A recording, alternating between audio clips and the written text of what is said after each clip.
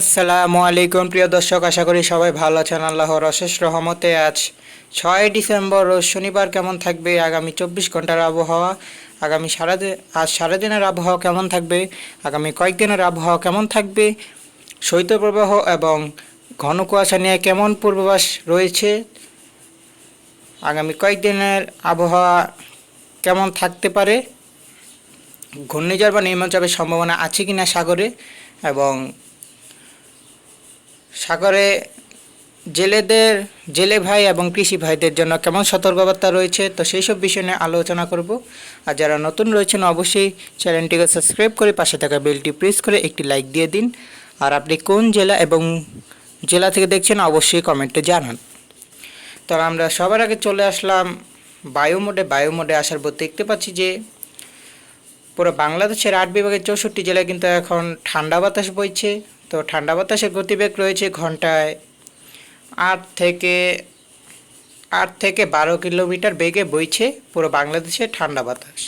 তারপর চলে যাব আমরা মেঘমালা চিত্রে দেখবো আবহাওয়া কেমন থাকবে আর সারাদিনের। তো সারাদিনের আবহাওয়ায় চলে আসলাম। তো সকাল 9টা থেকে শুরু করে বিকেল পর্যন্ত দেখে নিলাম আকাশ পরিষ্কার থাকতে পারে, তেমন কোনো মেঘের সম্ভাবনা নেই। তারপর রাতের দিকে আসার পর দেখতে পাচ্ছি যে আকাশ কিছুটা মেঘলা থাকতে পারে খুলনা বিভাগে, সাতক্ষীরা, যশোর এইসব জেলায় আকাশ কিছুটা মেঘলা থাকতে পারে। তারপর 24 ঘন্টার আবহাওয়ায় চলে যাব, অর্থাৎ 6 তারিখ থেকে 7 তারিখ 24 ঘন্টার আবহাওয়ায় চলে যাব। তো আমরা যখন 7 তারিখে চলে আসলাম, 7 তারিখ আসার পর দেখতে পাচ্ছি যে এখানে সিলেটের মৌলভীবাজার, হবিগঞ্জ, হাবিবগঞ্জ এবং দেখতে পাচ্ছি যে সিলেট এইসব জেলা এবং বিভাগে কিন্তু আকাশ মেঘলা থাকতে পারে এবং ঘন কুয়াশা দাপট থাকতে পারে।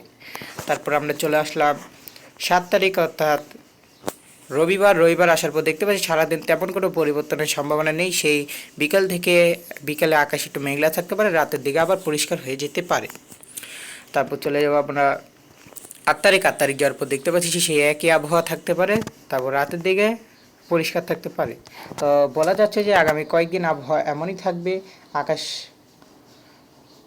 রাতের দিকে পরিষ্কার থাকবে এবং সকালের দিকে হালকা মাঝারি ঘন কুয়াশা পড়তে পারে দেশের বিভিন্ন জায়গায়। তারপর চলে যাব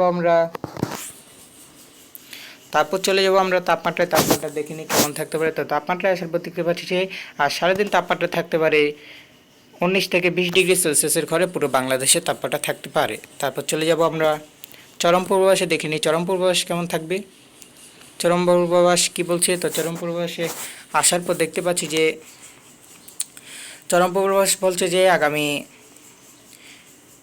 7 তারিখ নাগাদ কিন্তু খুলনা এবং রাজশাহী বিভাগে ঘন কুয়াশা পড়তে পারে এবং 8 তারিখ দেখা যাচ্ছে সেদিনও ঘন কুয়াশা থাকতে পারে।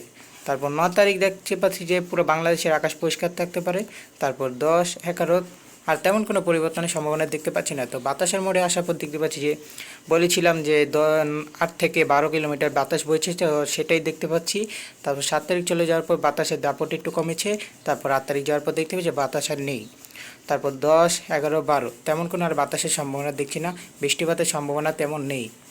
তো দেখতে পাচ্ছি বৃষ্টিপাত তেমন নেই। তারপর চলে যাব আমরা ঘূর্ণিঝড় এবং নিম্নচাপের আপডেটে দেখে নিই ঘূর্ণিঝড় বা নিম্নচাপের সম্ভাবনা রয়েছে কি না।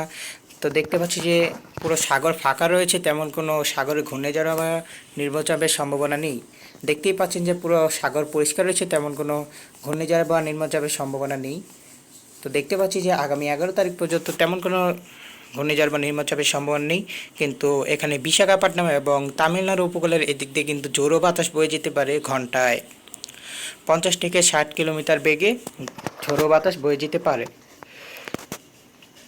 তো বলা যাচ্ছে যে আজ সারাদিনের আবহাওয়া পরিষ্কার থাকতে পারে, কিন্তু সকাল নাগাদ একটু ঘন কুয়াশা পড়তে পারে বাংলাদেশের বিভিন্ন জেলা এবং বিভাগে, বিশেষ করে সিলেট বিভাগে ঘন কুয়াশা পড়তে পারে আর সকাল নাগাদ। তারপর এই সময়ের সাথে সাথে সেই মেঘগুলো কেটে যাবে এবং তাপমাত্রা থাকতে পারে 19 থেকে 20 ডিগ্রি সেলসিয়াসের ঘরে, রাতের দিকে থাকতে পারে 18 থেকে 16 ডিগ্রি ঘরে বাংলাদেশের বিভিন্ন জায়গায় এবং বিভাগে, এবং তেমন কোনো মেঘ বৃষ্টির সম্ভাবনা নেই।